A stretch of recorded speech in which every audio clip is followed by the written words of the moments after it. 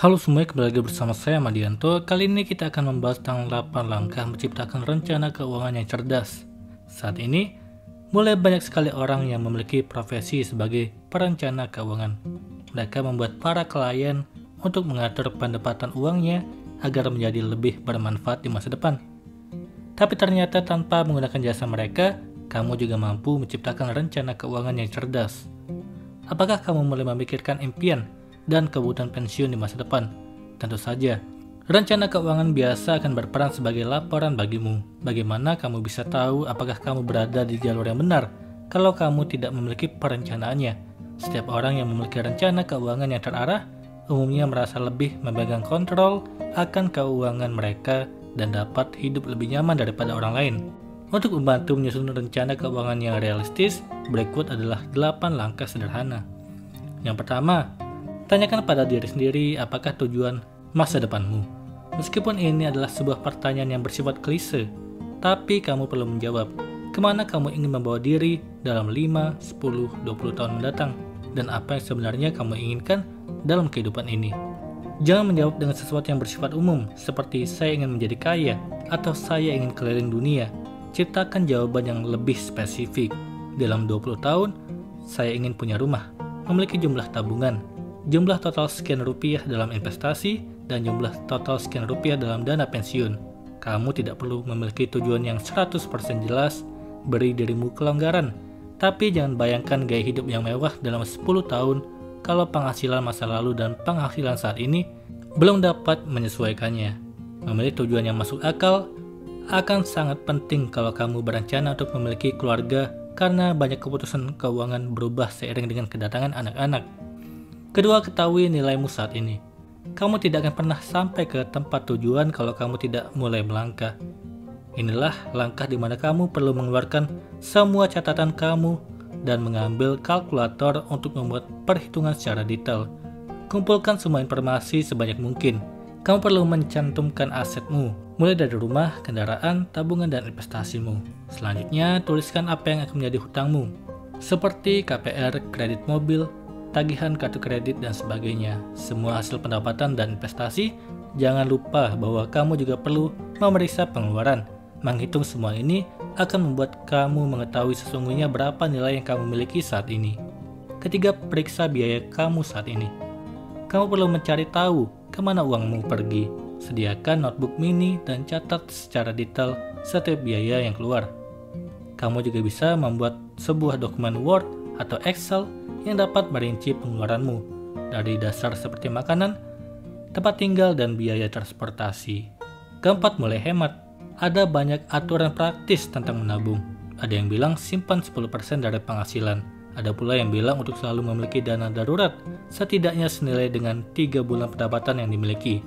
Mulailah untuk memangkas beberapa pengeluaran tanpa membunuh semua kesenanganmu. Pastikan kamu menabung sebanyak yang kamu bisa. Apabila saat ini kamu memiliki hutang dengan bunga yang tinggi, kamu harus segera mengatur keuangan untuk melunasinya. Hutang dengan bunga yang tinggi masuk ke tingkat pengembalian yang kamu dapatkan dari investasimu dan dapat menelan seluruh pendapatan yang didapatkan dari rekening tabungan. Menghapus hutangmu juga akan menghapus nilai kredit untuk masa depan. Keenam, bangun portofolio investasimu. Lebih dari hanya sekedar rekening tabungan, investasi yang akan menjaga selama masa pensiunmu. Beberapa peraturan investasi dasar, tapi penting. Selalu lakukan penelitian sebelum terjun. Pahami peraturan resiko dan hasil yang ada. Semakin tinggi resikonya, semakin tinggi potensi keuntungan dan kerugian. Cobalah untuk melakukan diversifikasi akan portofoliomu. Mulailah untuk berinvestasi dalam berbagai bentuk dan jenis. Jadi, jika satu investasi gagal, tidak akan membuat kamu kehilangan terlalu banyak. Ketujuh, asuransikan dirimu. Hidup merupakan perjalanan yang tidak bisa ditebak. Terkadang kecelakaan mengerikan terjadi. Sulit untuk membeli asuransi jiwa saat kamu merasa memiliki kesehatan yang baik. Tapi jika tidak, itu berarti kamu menaruh rencana masa depan ke dalam bahaya. Membeli asuransi jiwa paling baik dilakukan lebih awal daripada nanti. Asuransi jiwa akan memastikan rencana keuangan yang telah kamu bangun dengan cerdas tidak akan habis dalam sekejap. 8. Monitor rencana keuangan. Kalau kamu benar-benar bersemangat untuk mencapai tujuan akhirmu, maka langkah ini merupakan langkah paling penting. Pastikan kemajuan kamu setiap tahunnya. Tanyakan pada diri sendiri, apakah saya melunasi utang saya? Dapatkah saya menyimpan lebih banyak uang? Apakah investasi saya berjalan dengan baik? Apakah saya cukup berusaha untuk mencapai tujuan? Meninjau rencana keuangan setiap tahunnya akan membuatmu bertahan dalam kondisi yang lebih baik di jangka panjang. Itulah tadi 8 cara cerdas dalam mengatur keuangan. Intinya dalam mengatur keuangan adalah di mana kamu dapat menempatkan penghasilan ke dalam porsi-porsi yang tepat. Tidak hanya menabung, tapi juga melakukan investasi. Pilih hidup kaya atau sejahtera. Siapa di antara kamu yang punya mimpi menjadi kaya? Dan siapa di antara kamu yang lebih memilih untuk lebih hidup sejahtera? Meski sering dipakai bergantian, sebenarnya kaya dan sejahtera itu memiliki makna yang berbeda. Hidup kaya itu sederhana. Saat orang itu kaya, mereka punya banyak uang. Sesuai dengan banyaknya uang yang mereka punya, mereka biasanya juga akan menghabiskan uang dalam jumlah besar pula. Tapi, tidak berarti seseorang yang kaya tersebut menjalani hidup yang sejahtera. Karena terkadang, hidup kaya juga berarti hidup penuh utang. Bisa jadi mereka utang sana-sini supaya dapat terus memenuhi gaya hidup mereka yang serba mewah. Lain halnya dengan hidup sejahtera. Saat hidup kamu sejahtera, kamu punya banyak cukup uang untuk memenuhi kebutuhanmu. Tapi kamu juga bisa tetap menjalani hidup seandainya kamu tidak bekerja lagi. Saat kamu hidup sejahtera, kamu tidak terus menunggu gajian berikutnya. Sebelum habis bulan sudah kehabisan gaji juga tidak ada di kamus mereka yang hidupnya sejahtera. Hidup sejahtera identik dengan net worth yang signifikan. Orang yang hidup sejahtera mungkin tidak selalu punya gadget terbaru, mobil terbaru, atau barang super mewah lainnya. Tapi mereka punya aset yang bisa memberikan mereka penghasilan seiring waktu. Dengan kata lain, mereka membiarkan uang yang bekerja untuk mereka. Mereka yang hidupnya sejahtera dapat menjalani hidup dengan tenang dan tanpa beban. Mereka juga tidak perlu cemas terlilit hutang. Mereka yang sejahtera bisa saja kaya, tapi mereka bersikap bijak untuk tidak menghabiskan semua kekayaan mereka begitu saja. Saat hidup seseorang itu sejahtera, mereka akan punya waktu melakukan yang mereka mau. Mereka juga akan punya waktu untuk lebih fokus menjalani hidup dan mengisinya dengan hal-hal penuh makna bersama orang tercinta. Kita bisa saja terkecoh, bukan tidak mungkin. Orang yang selama ini kita anggap kaya raya, harta berlimpah sebenarnya memiliki jumlah utang yang lebih besar ketimbang kekayaannya. Jadi sebenarnya sejahtera memiliki makna lebih dibandingkan dengan sekedar disebut sebagai orang kaya.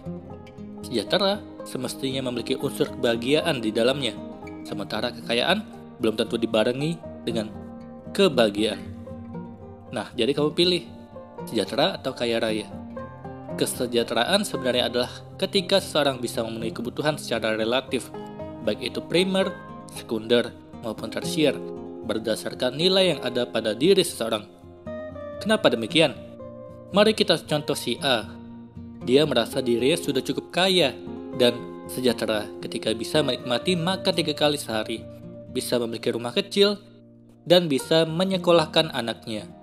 Dia merasa harta yang dimilikinya sudah cukup dan dia pun hidup bahagia. Akan tetapi, lain dengan si B yang sudah memiliki rumah besar, mobil bagus, deposito di berbagai bank, dan kekayaan lainnya. Tapi dia melihat teman-temannya jauh lebih kaya ketimbang dirinya. Oleh karena itu, dia merasa dirinya belum sejahtera. Dari situasi tersebut, jelas bahwa besarnya harta tidak berbanding lurus dengan makna kesejahteraan secara relatif. Dengan kata lain, sejahtera sebenarnya dimulai dari konsep berpikir atau persepsi terhadap kesejahteraan itu sendiri. Jadi tidak mengherankan kalau si A merasa sejahtera, sementara si B masih merasa sengsara. Makanya disebut dengan nilai relatif. Mari kita pahami dulu apa itu konsep sejahtera. Hal penting dalam memahami kesejahteraan adalah memutuskan arti kesejahteraan itu sendiri berdasarkan nilai pada diri kita masing-masing. Bukan karena tetangga kita memiliki rumah lebih bagus atau mobil lebih banyak, maka kita anggap tetangga kita lebih sejahtera. Bukan itu maknanya, melainkan modal kesejahteraan seperti apa yang kita inginkan. Jadi tidak perlu melihat orang lain. Berikutnya memastikan untuk apa semua uang dan harta yang sudah dan akan kamu miliki nantinya. Jadi ada tujuan dari harta tersebut, bukan sekedar dikumpulkan sebanyak-banyaknya. Ini sekaligus menjelaskan bahwa kekayaan dalam makna kesejahteraan adalah ketika kamu bisa menikmati dan mensyukuri kekayaan tersebut. Bukan kekayaan yang berlimpah karena utang berlimpah, misalnya. Atau dalam bentuk lain, harta dan kekayaan membuat kita menjadi berperilaku buruk, menjadi serakah atau menjadi kikir. Jadi kesimpulannya, definisikan dulu arti kesejahteraan secara seluas-luasnya, termasuk hubungan antara jumlah harta dan uang yang dimiliki atau diinginkan dengan kebahagiaan. Baru itu bicara mengenai bagaimana mencapainya. Yang kedua yaitu mendapatkan kesejahteraan. Untuk menjadi sejahtera, sebagaimana ukuran yang telah diputuskan oleh masing-masing dari kita. Kamu terlebih dahulu harus mengetahui seberapa jauh jarak kamu saat ini dengan tingkat kesejahteraan yang hendak diraih. Sebagai misal, dari sisi aset, saat ini kamu menyewa rumah dan kamu beranggapan untuk sejahtera setidaknya kamu mesti memiliki rumah sendiri. Maka pertanyaan berikutnya adalah, rumah seperti apa yang ingin kamu miliki? Lalu berapa lama dari sekarang rumah tersebut dapat kamu miliki? Kemudian, dari mana sumber pembiayaannya? Artinya ada rencana yang jelas, terukur, baik dari sisi waktu maupun sumber dananya. Jadi boleh-boleh saja kamu mendapatkan apa saja, tetapi tidak boleh mengabaikan rasionalitas. Jangan sampai kamu terjebak pada kesejahteraan artifisial, memiliki aset bersumber dari utang, dan kemudian aset tersebut hilang karena kamu gagal melunasi utang. Kesejahteraan termasuk unsur kebahagiaan, bukan sekedar untuk diraih. Sejahtera diukur sesuai ukuran masing-masing. Ketika kesejahteraan itu sudah tercapai, langkah berikutnya adalah bagaimana mempertahankan kesejahteraan tersebut. Ketika kekayaan meningkat, sebagian kalangan juga mengubah gaya hidup, pola pergaulan, dan tingkat konsumsi. Perubahan itu hakikatnya menjadikan biaya hidup semakin mahal. Oleh sebab itu, salah satu kunci paling dasar untuk mempertahankan kesejahteraan adalah melalui kontrol terhadap perubahan gaya hidup, dan itu bisa dijaga dengan kembali mengajukan pertanyaan, apa definisi kesejahteraan bagi diri kamu? Secara konsep, menjaga kesejahteraan dapat dilakukan dengan cara melakukan check-up secara reguler, kondisi keuangan, dan kekayaan kamu. Atau kamu juga bisa menerapkan gaya hidup minimalis, sehingga kamu bisa lebih mengetahui mana sih kebutuhan dan mana yang keinginan, sehingga kamu hanya berfokus untuk membeli barang kebutuhan saja. Sehingga hal itu akan membuat kamu lebih sejahtera atau kamu dapat mempertahankan kesejahteraan dirimu. Semoga ini bermanfaat. Sekian dan terima kasih.